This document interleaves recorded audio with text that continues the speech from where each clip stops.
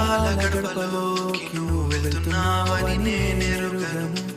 స్నేహితులతో సరదాగా పయనం అన్నావు, ఒక చిరునవ్వును మాత్రమే పంపాను. సురక్షితమైన ప్రయాణం నవ్వుల రోజని చెప్పాయి.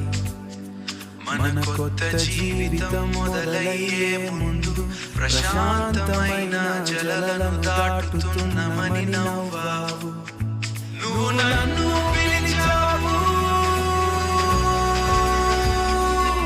నీ గొంతు వెండి జలాపై చేయాలిలా ఉంది. అంతా బాగుంది అని నవ్వావు, అంతా క్షేమమే భయపడకు.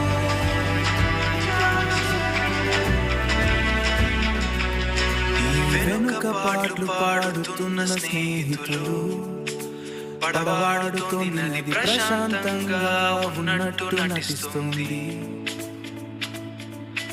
ఫోను గుండెకు హత్తుకుని మన భవిష్యత్తు కోసం చిరునవ్వు చిందించాను. అది చివరి వాక్యం, అది చివరి సూర్యరశ్మి, అది చివరి సూర్యరశ్మి.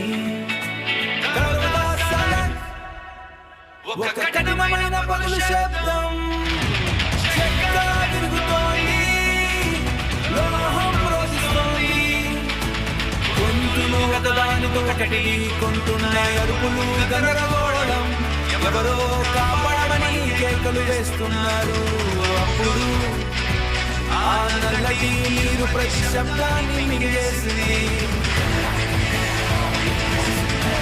నిశ్శబ్దం నా ఎముకలను వీరి చేసినంత పెద్ద నిశ్శబ్దం.